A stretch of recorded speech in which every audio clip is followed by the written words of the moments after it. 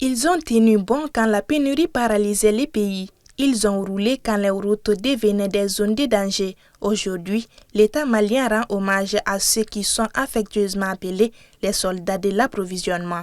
Par décret présidentiel, 16 responsables d'entreprises et leaders syndicaux ont été élevés au grade de chevalier de l'Ordre national du Mali. Les héros les plus célébrés restent les chauffeurs, ceux qui, malgré les attaques terroristes, les embuscades et les routes dégradées, ont continué à transporter les carburants jusqu'aux stations. Au total, 31 chauffeurs blessés ont reçu la médaille de l'Étoile d'argent du mérite national. 27 autres, tombés en mission, ont été décorés à titre posthume. C'était des moments, des temps très très forts pour nous, parce que nous partageons en réalité les douleurs avec les familles des victimes et ceux même qui sont en réalité blessés.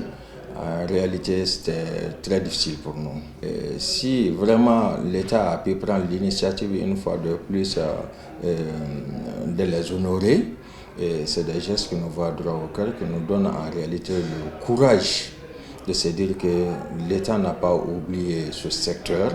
Et l'État a été reconnaissant en réalité face à ce chauffeur-là. Certaines distinctions ont même été attribuées à des chauffeurs ivoiriens et burkinabés, un signal fort pour une profession souvent exposée mais rarement mise en valeur. Et des points forts des chauffeurs, c'est qu'aujourd'hui, jusqu'à preuve de contraire, on veut à ce que notre convention collective des chauffeurs soit vraiment une réalité.